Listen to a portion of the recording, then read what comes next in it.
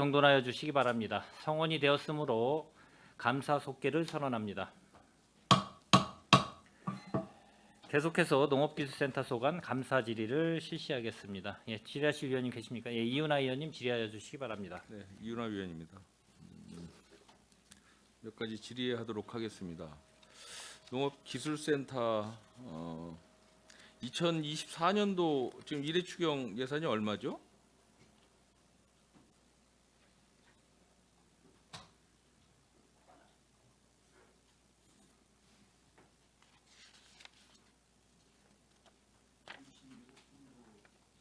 (66억) 정도 됩니다. 아니 전체 합쳐서 아, 66억 합쳐서. 본 예산하고요. 예, 1,463억 9,500만 원입니다. 1,460억 정도. 네.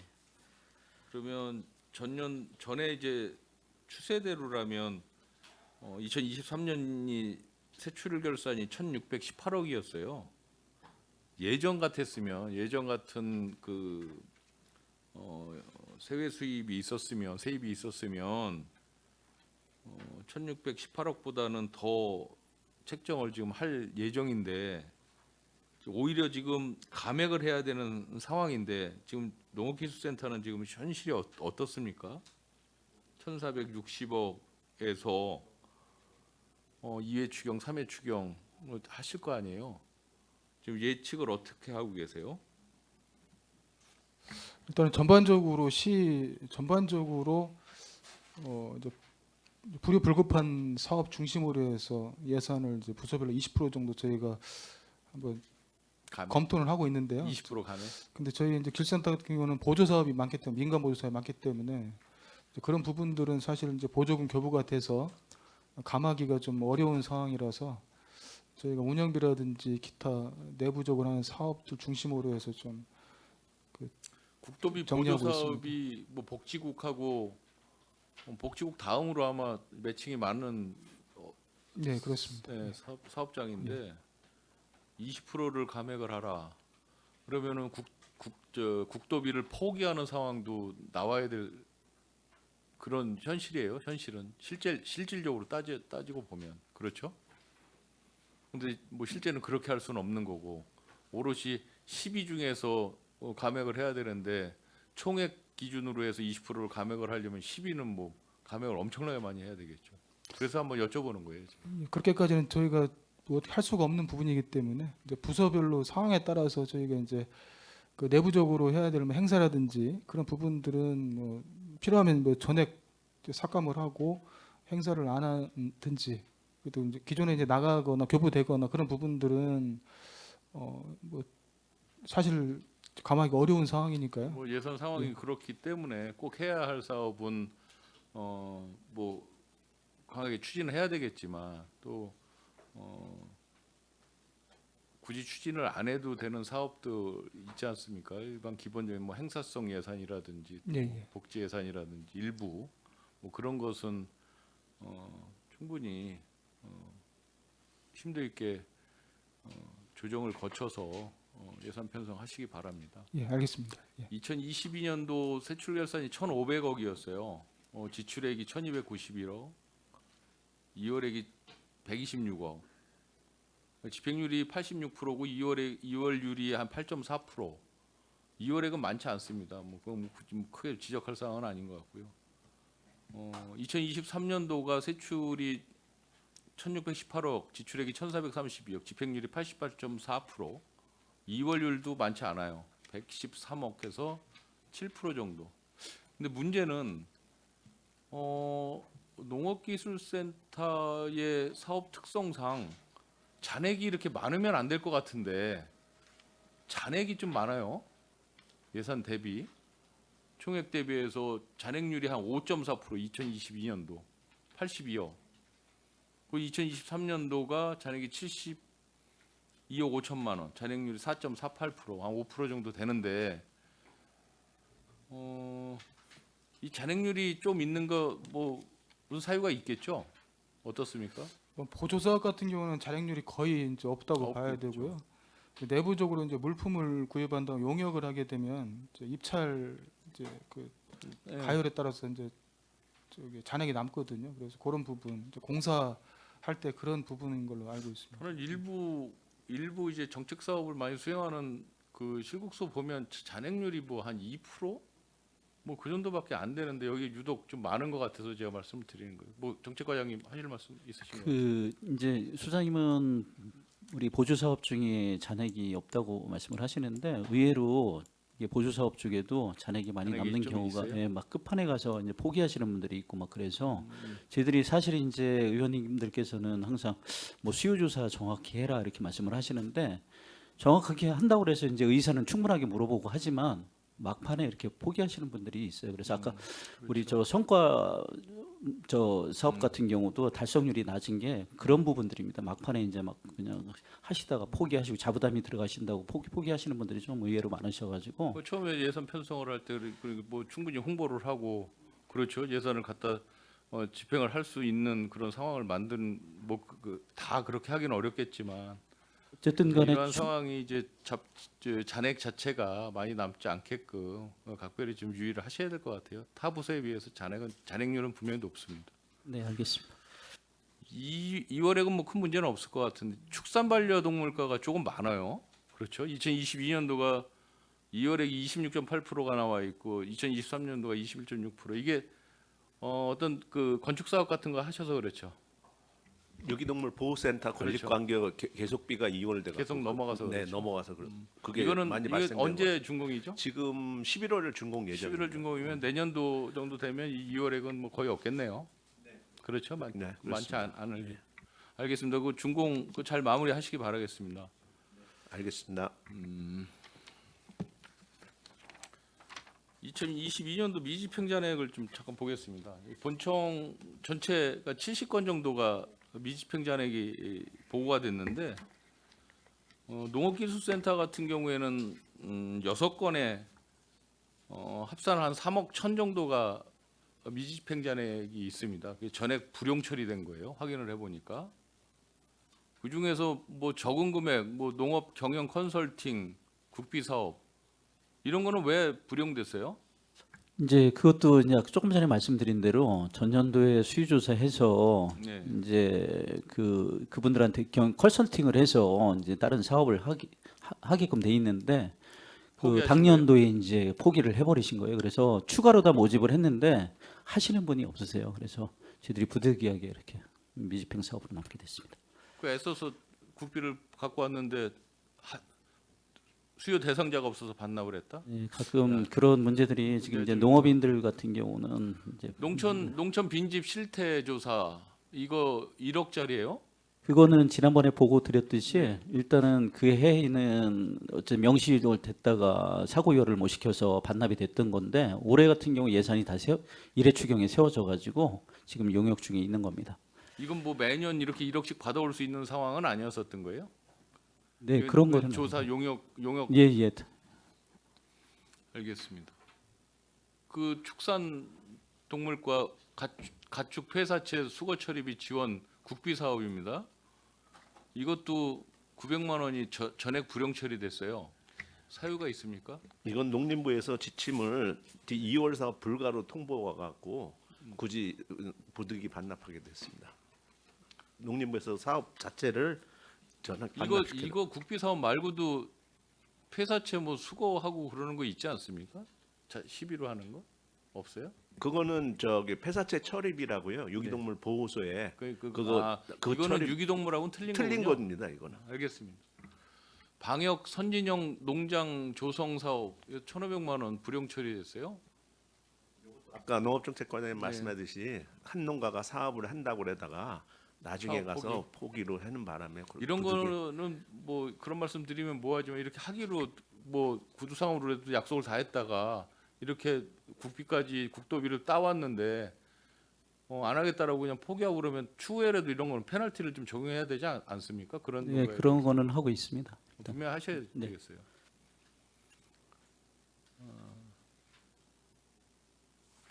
똑같은 것 같은데 가축 폐사체 수거함 지원 이건 아까 그거하고 같이 연동되는 거로 보면 되겠죠. 예, 그렇습니다. 그 금액이 꽤 많던데 1억 7,100 예, 그거는 굉장히 많은데. 농림부에서 사업 자체를 전혀 이월시키지 말라고 지침이 내려와서 그래요.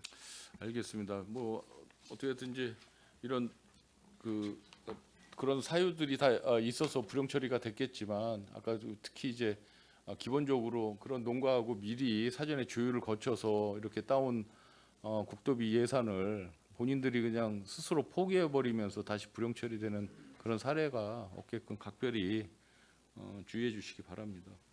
네, 알겠습니다. 성과 보고서는 뭐 아까 농업 정책과만 뭐 달성이 안 된 게 좀 있죠. 아까 그거 이제 조금 설명하신 전에 것 이제 같아요. 말씀드렸듯이 알겠습니다. 예. 이해하겠습니다.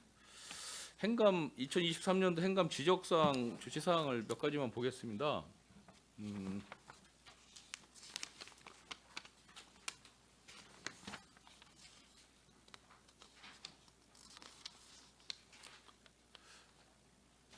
전에 지도정책과의 학교 4H회 운영 관련 예산을 정확하게 4H 이념이나 뭐 이런 정신 이거를 함양할 수 있는 내용으로 해달라라고 주문을 했는데 이제 그렇게 하고 있습니까? 예, 소득 관련? 지금 현재 저희들이 학교에 다 연락을 해서 무조건 그 교육 프로그램을 집어넣어서 하도록 지금 네, 하고 꼭 있습니다. 그렇게 해야 예, 될 예. 것 같습니다. 계획서상에 있습니다. 네, 알겠습니다.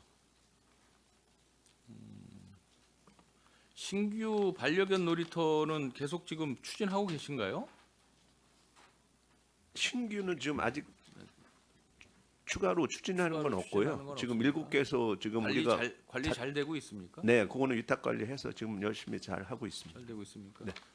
뭐 그 안에서 무슨 사고나 뭐 이런 어떤 뭐 갈등이나 뭐 이런 사례는 없습니까? 지역 주민들이나?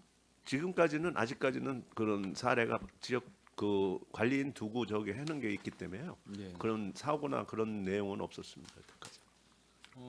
농산물 가공 창업관 제품 출시 지원 관련 이건 좀 이따 한번 말씀드리고요. 농업 생태원 확장을 좀 검토해 달라. 굉장히 잘 꾸며 놓으셔서 시민분들이 볼거리, 뭐 먹을거리, 뭐 여러 가지 즐길거리를 더 최적화할 수 있게끔 그 좀 영역 그 면적을 좀 확대 시행하는 게 좋겠다라고 의견을 한번 말씀드렸었는데 굉장히 전년도에도 공감을 하셨어요. 근데 뭐 이제 예산 문제라든지 그 인근의 이제 토지주들하고의 무슨 관계가 있을 것 같긴 한데 지금 어떻습니까? 뭐 당장 하기는 어렵겠지만 중장기적으로는 좀 추진해야 되지 않겠습니까? 이런 부분에 대해서. 전반적으로 이제 뭐 지역 주민들 그렇고 이제 시민분들도 그렇고 이제 요청하신 분들이 계시고 해서 저희도 말씀하신 것 중장기적으로 확대를 해야 된다라는 걸 공감을 하고 있는데요. 지금 당장 이제 저희가 기본적인 이제 용역 관련된 예산들을 수립을 현재 못 하고 있어서 그 부분은 수립되는 대로 저희가 그 단계별로 차근차근 준비하도록 하겠습니다. 중장기적으로 잘 실질병부하고 잘 상의해서 추진을 좀 해주시기 바라고요. 로컬 푸드 경쟁력을 제고 좀 하자. 그래서 판매 가격이 예를 들어 뭐 인터넷 판매 가격하고 뭐 예를 들어 슈퍼오닝 쌀 판매를 하는데 전국적으로 인터넷 판매를 하고 하지 않습니까? 근데 예를 들어 그게 뭐 10kg에 5만 원이라고 하면 이쪽 지역에서 직매장에서 판매되고 직접 소비자가 구매하러 오는 뭐 이런 경우에는 좀 인센티브가 좀 있어야 되지 않느냐 그런 측면에서 말씀을 한번 드렸었던 것 같은데 일부 좀 조정을 하고 있습니까? 일단은 이제 직매장의 가격은 기본적으로 생산자가 매기고 있습니다. 그래서 저희가 지금 재단에 회의할 때도 그렇고 해서 지금은 이제 도매시장이라든지 지역의 이제 가격들을 농가분들이 참고해서 하도록 그렇게 저희 공시를 하고 그렇게 해서 농가들이 그거보다는 좀 낮게 책정할 수 있도록 그렇게 조치를 하고 있습니다. 요거는 이제 뭐 로컬푸드 재단하고도 좀 이야기가 돼야 될 것 같고요. 그때 다시 한번 좀 질의하도록 하겠습니다. 로컬푸드 직매장의 그 이완화된 회계 처리에 대해서 전년도에도 좀 지적을 했었습니다. 그 농협하고 또 일반 직매장하고 같은 사업장인데 회계 처리가 따로 되는 부분에 대해서 말씀을 드렸는데 금년도에 농협이 직매장에서 빠져나가니까 일원화될 것이다라고 말씀하셨어요. 실제 그렇게 되고 있는 거죠. 예, 그 지난 4월 10날 이제 사용 수익 허가가 끝나갔고요. 네. 전 4월 11일부터 이제 그것부터 재단에서 그 사용 수익 허가 이제 운영하고 있습니다. 그래서 현재 그 재단에서 일원화해서 지금 운영 중에 있습니다. 예. 알겠습니다. 이건 뭐 꼭 한 번씩 이렇게 확인을 하는 게 여러분들께서 이제 전년도에 행정사무감사가 끝나고 이렇게 서면으로만 이제 저희들한테 보고를 해주시지 않습니까? 그렇기 때문에 추후에는 사실은 이제 행감이 끝나고 나서 2달에서 3달 이내에는 꼭 대면 조치 보고회가 좀 있어야 될 것 같다는 생각도 해보는 겁니다. 몇 가지만 좀 질의하도록 하겠습니다. 먼저 농민 기본소득 그 지원 사업에 대해서 좀 질의하도록 하겠습니다.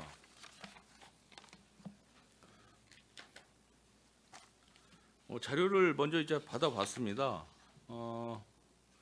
2022년도부터 지금 농민 기본소득을 지급을 하고 있습니다. 연 60만 원씩 그렇죠? 네, 지역 그렇습니다. 화폐로 네. 지급을 하고 있는데 이제 그 기본소득 대상자가 어느 정도는 이제 정립이 됐죠? 예, 지금 올해 같은 경우 한 2만 1,000명 정도 예상을 하고 있습니다. 그래서 1000명. 근데 이제 이게 지금 경영체 등록이 되는 게 숫자가 조금씩 늘어나거든요. 그래서 뭐 어느 정도 뭐 끝없이 늘어나지는 않겠지만 일정 수준까지는 아마 이제 본인들이 맞춰가지고 그 자기의 어떤 자격을 맞춰가지고 늘어날 거라고 이렇게 생각을 들고 있습니다.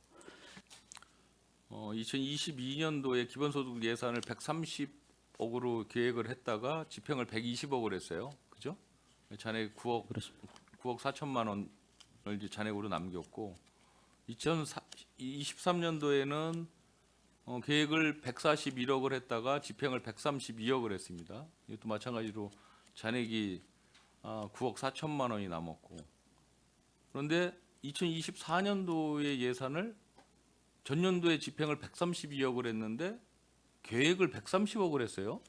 그거는 저희들이 축소 편성됐잖아요. 예, 그거는 어쨌든 지금 이제 심의하는 과정에서 네. 저희들이 위원회가 많이 줄었습니다. 네, 그래서 예, 예. 마을위원회에 있던 것들을 운영 위원회 예산? 수당 주고 막 그런 인건비하고 이런 것들을 다 줄여놨기 때문에 이렇게 줄여뒀다고 보시면 되고요. 실질적으로 보상비는 운영 예산을 네, 일부 예. 줄인 맞습니다. 네, 제가 전년도에도 그런 말씀 많이 드렸는데 이게 실제 그 소득 기본소득을 뭐 많이 주는 거에 대해서는 뭐 크게 이견이 없지만 이거를 주기 위해서 준비하는 준비 과정에 그 운영 예산이 뭐 7, 8억씩 들어가는 거에 대해서 제가 좀 말씀을 드렸었는데 점점 그 운영 그 예산은 더 줄여야 되는 게 맞습니다. 네, 그렇습니다. 그렇죠? 네. 실제 뭐 우리 대한민국의 국민연금 같은 거 다 지급을 하지만 그 많은 분들을 다 지급을 해도 그 지급하는 데 있어서 그 운영되는 그 예산이 그렇게 많지는 않을 거란 얘기죠. 다 전선화돼 있고. 그렇죠? 예. 그걸 말씀을 드리는 거예요. 그건 잘 하시는 것 같습니다. 그런 부분.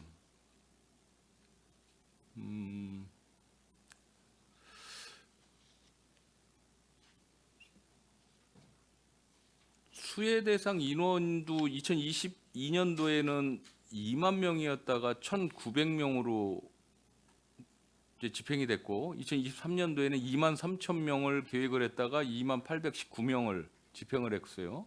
2024년도에는 줄었어요. 2만 1,200명으로 계획을 했는데 집행은 어느 정도 예상을 하세요? 이렇게 되면 이제 아까도 말씀드렸지만 예. 그 경영체 등록이 좀씩 늘어나고 본인들 이제 자격화하나도 조금 됐어요. 이제 경기도에 뭐 거주를 하는 조건 자체도 그렇고 그래서 예. 그런 게 이제 조건도 완화되고 그다음에 본인들 자격에 맞추다 보니까 조금씩은 늘어날 것 같아서 올해는 한 2만 1,000명 정도 예상을 하고 있습니다.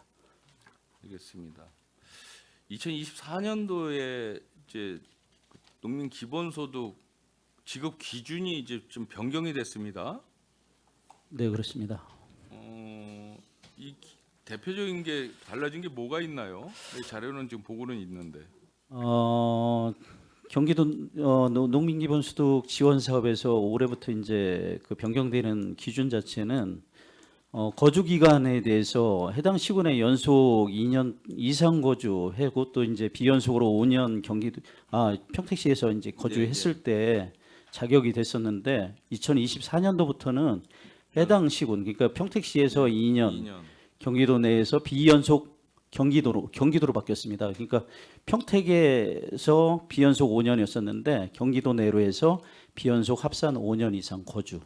그다음에 영농 기간도 왜 이렇게 한 이유가 뭐죠? 수혜 대상을 이게 이제 경기도에서 더 도비 해주려고 하는 그렇죠. 거죠? 도비 사업으로 하다 보니까 문제점이 많이 드러난 겁니다. 그래서 이게 경기도에서 왔다 갔다 하는데 이런 민원들이 이제 발생을 하고 그러니까 경기도에서 이제 지침을 변경을 한 겁니다. 그리고 사망자, 전출자, 영농 포기자를 그 미지급 했던 걸 지급 기준 충족 월까지 지급 이렇게 해놨어요. 지금까지는 이제 그 어쨌든 사망자는 사망을 하시면 이제 끝나는 걸로 이렇게 보고 했었는데 이제 일할 계산 시스템에 의해서 돌아가시는 그때까지는 전부 지급하시는 걸로 이렇게 저희들이 이제 바꿨다는 말씀드립니다. 부정수급자는 현황이 없는 걸로 돼 있어요. 그죠? 일단은 부정수급자는 저희들이 발견되지 않아서 부정수급자는 없고요. 고의적인 부정수급자는 없겠지만 고의성이 없는 부정수급자는 있을 수 있는 거죠. 그렇게 보시면 되죠. 일단은 저희들이 이거 같은 경우는 또 직불금하고 달라가지고 저희들이 충분히 또 검증을 한다고 그러니까 보고 이거는 있거든요. 관리 네. 잘 하셔야 될 것 네, 같아서 예. 지금 다시 말씀을 드리는 네, 거고요. 알겠습니다. 2022년도 말 기준에서 기본적으로 환수 조치된 게 4억 5,800만 원이 있어요. 그거는 이제 시스템적으로 네. 사실 이제 지급이 되고 나서 그렇죠. 180일 이내에 다 사용을 하셔야 되는데 이제 지역 화폐로 사용을 하다 보니까 잊어버리시는 분들이 있어요. 그래서 말씀드리는 건데 결국은 이 농민 기본소득이라는 것은 농민분들에 대한 복지 혜택을 드리는 거잖아요. 기본적으로 보편적 복지를 드리는 거지 않습니까? 그런데 지역화폐 사용일 수를 180일로 제한한 것도 저는 좀 문제가 있다라고 보는 거예요. 우리가 충전식 지역화폐를 하면 5년 동안 사용할 수 있게끔 돼 있거든요. 그런데 이거를 왜 180일로 묶어놓는지 이해를 할 수가 없는 거죠. 무슨 사정은 있겠지만 빨리 회전을 시키기 위해서, 빨리 지역경제 활성화를 위해서, 빨리 회전을 시키기 위해서 180일로 했다라고 생각은 들지만 너무 회수율이 너무 빠르다라는 거죠. 연세 있으신 분들 그 60만 원, 아니 그 뭐 분기마다 주니까 그렇게 60만 한꺼번에 주지는 않겠지만 갖고 계시고서 사용 안 하시고 계신 분들도 많이 있잖아요. 그렇죠? 그런 거를 배려를 한다라면 이 180일은 너무 짧다. 이 환수금에 4억 몇천만 원 환수돼서 좋아할 것이 아니라 왜 못 줬는지에 대해서도 여러분들이 심각하게 고민을 하시고 이게 비단 평택시에서 결정할 문제는 아니겠죠. 중앙정부나 경기도 같이 다 매칭되는 문제이기 때문에 이거 강력하게 건의를 하셔야죠. 최대한 지급이 많이 될 수 있게끔 그 정도까지는 해주시는 게 좋을 것 같은데 소장님 어떻게 생각하세요? 예, 그 부분은 저희도 공감을 하고요. 그래서 초기에는 아까도 이제 지급 자격에 대해서 네. 평택시 연속 2년 이제 네. 불연속 5년이었던 것들을 경기도로 이제 푸른 측면도 이제 이렇게 이제 본의 아니게 피해를 보는 분들을 그러니까요. 막고자 하는 그래서 부분이기 말씀드린 때문에 굉장히 이런 많잖아요. 부분들은 4억 몇천이면 굉장히 많은 건데 예, 예, 뭐 도비 보조 쓰지도 사업이기 못하고 때문에 쓰지도 예, 못하고 그죠? 저희 그 그거는- 부분들은 그거는 충분히 건의하도록 하겠습니다. 적극적으로 건의해서 네, 알겠습니다. 내년도에는 이렇게 사용을 안 해서 환수 조치 당하는 경우가 많지 않게끔 특별히 좀 배려를 해주셨으면 좋겠습니다. 네, 알겠습니다. 저도 잠깐 말씀드린 것 같은데 2024년도 기본소득 운영 예산서 보면 전체 3억 3,300만 원 정도예요. 훨씬 많이 줄었어요. 2023년도보다. 마을 운영위원회 뭐 이런 걸 운영을 안 하다 보니까 줄은 것 같습니다. 이게 뭐 정착이 어느 정도 돼서 줄었고 앞으로 더 정착이 되면 더 줄겠죠. 그렇게 이해하면 되겠습니까? 네, 그렇습니다. 사실 이 운영 예산은 제로인 게 제일 맞는 거죠. 맞죠? 제로일 수는 없을 것 같고요. 없겠지만. 저희들이 이제 위원회 자체는 시위원회도 개최를 해야 되는 거고, 그다음에 시에서 조정할 부분들이 이제 그 검색 과정에서 하는 일용직들도 필요한 거고 그래서 기간제 근로자들이요. 해서 저희들이 그 뭐 제로화 시킬 수는 없을 것 같습니다. 그 받아본 자료를 보면 지급 대상자 중에서 청년 기본소득하고 농민 기본소득이 중복 지급되지 않는 게 이제 그 기준에 있는 것 같아요. 예, 그렇습니다. 그런데 청년 기본소득이 만 24세부터 1년 동안인가 한시적으로 수혜를 입는 소득인 것 같은데 이 청년 기본소득 1년 만 24세가 되는 해 축하금으로 청년 축하금으로 이제 사실 100만 원인가 얼마 지급하는 것 같아요. 맞습니까? 그런데 이거를 한시적으로 1년 동안 이거를 받는 동안에는 농민 기본소득을 뺀다? 이것도 저는 좀 우습다라고 생각을 합니다. 이제 이게 이제- 원칙이야 뭐 있으니까 뭐 이 지방 정부에서는 어떻게 할 수 있는 방법은 없겠지만 이 정책을 세우신 분도 참 웃기는 거죠. 농민분들의 기본소득 그냥 주면서 만 24세가 된 딱 1년 동안만 청년 기본소득을 지급을 하는데 중복돼서 뺀다? 그러니까 적은 걸 빼는 거죠. 많은 걸 빼는 게 아니라. 그렇죠?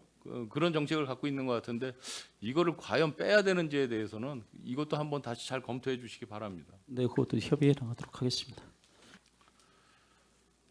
그리고 그 지금 지급을 뭐 청년 기본소득 같은 것을 이제 지급을 하기 때문에 농민 기본소득을 이제 이제 한시적으로 이제 정지를 시키는 과정 속에서 이 지급되는 금액이 조금 차등 지급되는 게 일부 있는 것 같아요. 정확하게 이렇게 딱 형평성에 맞지 않는 것 같아요. 이렇게 보면 말로 표현하기는 좀 그런데 일일이 이것도 한번 잘 살펴보시기 바랍니다. 네, 알겠습니다. 계산할 때 특히 이제 사망자 있어요. 사망자 있죠. 국민연금 같은 경우에는 사망하면 언제까지 지급을 합니까? 사망 신고한 달까지 지급을 하죠. 지금 이제 저희들도 그렇게 바뀐 거거든요. 해서 근데 저희들이 그 전에는 그렇게 안 해. 예, 2022년도에 그게 이제 이거 보면 2024년도에 바뀐 겁니다. 형평성에 전혀 맞지 않는 예, 거죠. 예, 예. 어느 분은 2022년도 6월 달에 사망을 하셨는데 뭐 분기 계산을 하고 막 이러다 보니까 30만 원을 수령을 하고 10월 달에 돌아가신 분도 같이 30만 원을 수령을 하고 금액의 높낮이를 가지고 이야기하는 게 아니라 그래도 정확하게 맞춰야 되지 않느냐라는 생각을 갖는 거예요. 근데 시스템 바꿨습니까 그러면? 올해부터는 사망자 한 달 단위로? 그렇죠. 지금은 이제 사망자 등에서 지급 기준 자체가 충족월까지 지급 이렇게 돼 있거든요. 그렇죠. 예. 그렇게 해야 맞을 것 같습니다. 이 상황을 보면 그러니까 뭐 국민연금 사망자 지급 방식과 동일하게 맞춰야지 이거를 퉁 뭉그러뜨려 가지고 분기별로 이렇게 해서 사망 연 월일이 틀린데 월 5만 원씩이지 않습니까? 그런데 그게 분기별로 해서 나눠진다? 이거는 좀 문제가 있다. 그러니까 이런 부분도 잘 고치신 것 같아요. 어떻게 됐든지 농민 기본소득을 지원하시면서 고의 부정수급은 철저하게 방지를 해야 될 것이고 또 본의가 아니더라도 선의의 어떤 그 부정수급이 발생될 수도 있기 때문에 그런 부분이나 또 아까도 말씀드린 그런 그 지급을 하는 과정 속에서 형평성 문제라든지 이런 것도 이제는 세심하게 관리 감독을 좀 하셔야 될 때가 된 것 같다라고 말씀을 드립니다. 네, 알겠습니다. 의원님 말씀하시는 내 사항들을 경기도하고도 협의하고 그다음에 저희들이 충분히 고칠 수 있고 그다음에 검색할 수 있는 부분 자체는 가려가지고 섬섬없이 가려서 부정수급이 안 일어나도록 해서 조치하겠습니다. 알겠습니다. 농촌 지역 그 빈집 정비 시스템이 있습니다. 그걸 잠깐만 보겠습니다. 그 농촌 빈집 현황이 지금 전체 파악되고 있는 게 몇 군데나 되죠? 438군데로 지금 보고가 올라와 있는데 맞습니까? 일단은 기초조사 한 건은 그거고요. 최종 용역이 이제 용역이 나왔을 때 그때 한번 이제 살펴보도록 하겠습니다. 그러니까 1등급이 있고 2등급, 3등급, 4등급이 있는 것 같습니다. 평가를 할 때. 근데 이제 3등급하고 4등급이 철거 지원 대상입니까? 네, 그렇습니다. 이제 그 3등급하고 4등급 차이 자체는 어쨌든 그 시골에서 완전히 폐허 형태로다가 사람들이 들락날락거리면서 간접적으로 사용하고 그러는 것들은 저희들이 제외하는 걸로 하고요. 완전히 폐가 형태로다가 존재하는 것들 그런 것들만 지금 이제 정비를 저희들이 정비할 수 있도록 준비하시는 거죠. 예, 이제 조사하고 있습니다. 그러면 그 3, 4등급 철거를 하는 데 있어서 그 필요 예산하고 정비 계획은 구체적으로 지금 나와 있는 게 있습니까? 아직 국어 산출하는 단계입니다. 하고 용역이 있어요. 지금 들어가서 그거 이제 기본적인 예산은 뭐 호당 한 400만 원 뭐 이렇게 지금 잡아는 놓고 계신 것 같아요. 이거 사전에 이제 협의는 했었는데 그게 이제 예산하고 맞물려 가지고 전체적으로 이렇게 확정지길 수는 아직은 없는 이건 것 같고요. 전액 12로 해야 되는 상황입니까? 이거는 좀 매칭이 좀 돼야 되지 않겠습니까? 지금 뭐 스마트 도시과에서 추진하고 있는 그 도시 주택 예. 정비 사업은 대부분이 보면 매칭이 예, 되는 매칭이 것 되고 있는데 저희들은 아직은 도비에서는 아직 매칭이 안 되고 있거든요. 그래서 그거는 한번 저희들이 건의하고 그래서 나중에 혹시 도비로다가 같이 매칭해서 사업이 된다 그러면 그때 추진하도록 하겠습니다. 그 특정 빈집 해가지고 3, 4등급 그 평택시 현황을 보니까 유독 팽성읍이 많습니다. 3등급, 4등급이 뭐 특별히 뭐 그럴 만한 사유가 있습니까? 여기가 굉장히 높아요. 그건 한 20% 전체 평택시의 3, 4등급 철거 대상지가 그건 한 20% 정도 되는 것 같은데 맞죠? 일단 그 용역 결과가 나오면 거기 이제 원인 분석해가지고 나오겠지만 네. 지금 저희들이 예측하기로는 그 미군 기지 이전하고 그러면서 슬로우가 좀 된 것 같고 그래서 아마도 그런 때 많이 생기지 않았나 이렇게 생각이 됩니다. 좀 전에 언급하셨지만 스마트 도시과에서도 도시지역 이제 빈집 정비를 추진하고 있습니다. 보면 2024년도 같은 경우에 3억 1천만 원을 도비 30%, 시비 70%로 해서 철거 지원을 지금 하는 것 같습니다. 맞죠? 예, 그렇습니다. 저는 이제 그 우리 농업기술센터의 빈집 철거 그 지원 사업에 한 가지 좀 제안을 하자라면 지금 매칭이 전혀 안 되잖아요.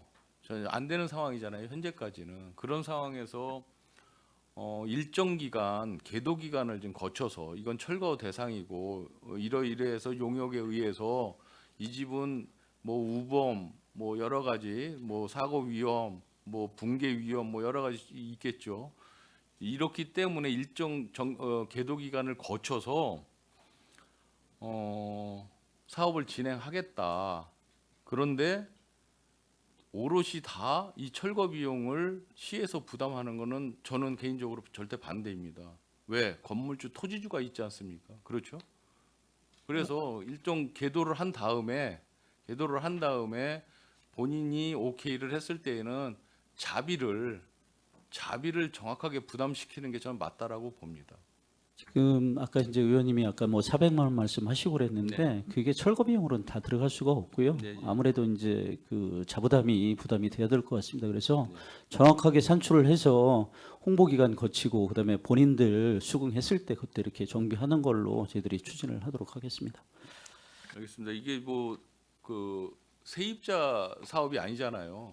이거는 전부 오롯이 재산 그 형성권자를 대상으로 하는 거기 때문에 이것을 오롯이 다 시에서 뭐 매칭이 돼서 뭐 도나 이런 데서 다 부담을 해서 철거를 해주는 거는 저는 맞지 않다라고 보고요. 충분히 상황도 설명하고 계도도 하고 뭐 경고도 하고 해서 충분히 풀어나갈 수 있는 상황이라고 보거든요. 그러니까 철저하게 그래서 예산이 정말 잘못하면 이제 예산 낭비일 수도 있는 거죠. 그렇죠. 이게 재산권하고 문제가 있는 거기 때문에 그래서 이건 잘 빈집 그 철거하는 그런 지원 사업은 신중하게 처리하시기를 당부드리겠습니다. 예, 알겠습니다. 농산물 가공 창업관 운영 현황 잠깐 보겠습니다. 이건 뭐 간단히만 말씀드릴게요. 저번에 한번 오셔서 설명도 충분히 좀 해주셔서 이해는 하고 있습니다.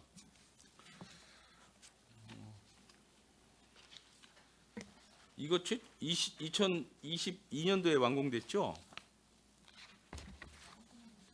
완공은 그해 됐고요. 예. 식품제조 이제 가공업 허가 받고 해서 2023년 6월 달에 저희가 이제 제조 가공업 허가를 예, 득했습니다. 한 1년 됐죠. 네네.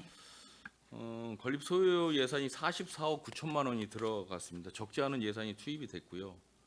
2023년도 운영 예산은 교육 예산 포함해서 얼마나 지금 집행하셨죠? 23년도? 23년도요. 예. 작년에요. 한 4천만 원 정도 운영비 소요됐습니다. 교육 예산까지 포함하면 더 되지 않습니까? 아, 교육 예산까지 하면 5,900 정도 됩니다. 그렇죠. 그리고 또 기본적인 사업들이 2024년도에 지금 많이 있어요. 2024년도 예산은 지금 어느 정도 투입이 되고 있죠? 올해 예산은 저희가 이제 제일 큰 게 스마트 헬스업 시스템 구축하는 게 한 4억 되고요. 나머지 이제 운영비로 한 6천만 원 정도 되는데 스마트 헬스업 구축은 저희가 이제 식품을 제조하다 보면 이제 식품 안전 쪽이 굉장히 강화가 되고 있는 상황이라 제조 과정 중에 뭐 온도라든지 습도라든지 여러 가지 이제 안전 관련해서 장부에 일일이 기재를 해야 되는 부분이 있습니다. 그래서 그 부분을 일일이 수기로 기록하지 않고 이제 그 전산화 시켜가지고 프로그램 개발도 하고 그 프로그램에 따른 구입 장비 같은 것도 이제 구축을 해서 데이터 자동화 데이터 구축을 해가지고 이제 전산상으로 그냥 나올 수 있게 하는 그 시스템이거든요. 그래서 그 부분이 좀 2024년도에 보면 이제 4천만 원짜리 제품 개발 시범 사업에서 4천만 원짜리도 같이 이제 포함이 되어 있어요. 그죠? 그거 하고 관리 운영비가 5,900만 원 있고요. 그죠? 예예. 그렇게 하고 이제 지금 말씀하신 어떤 그 기반 조성 사업해서 햇섭 뭐 관련해서 디지털 기반 조성 사업 네. 이게 지금 사업이 있어요. 꽤 많이 들어가는데 이거는 이제 뭐 매년 하는 사업은 아니니까 네. 이건 좀 이해를 하겠습니다. 네. 매칭 사업.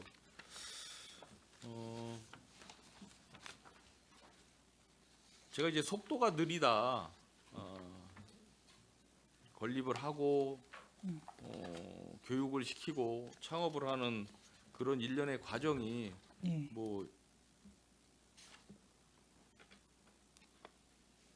결코 이렇게 수월하진 않겠지만 생각보다는 좀 속도가 좀 많이 느리다라고 제가 좀 말씀을 전년도에도 한번 드렸었던 것 같은데 얼마 전에도 말씀드리고요.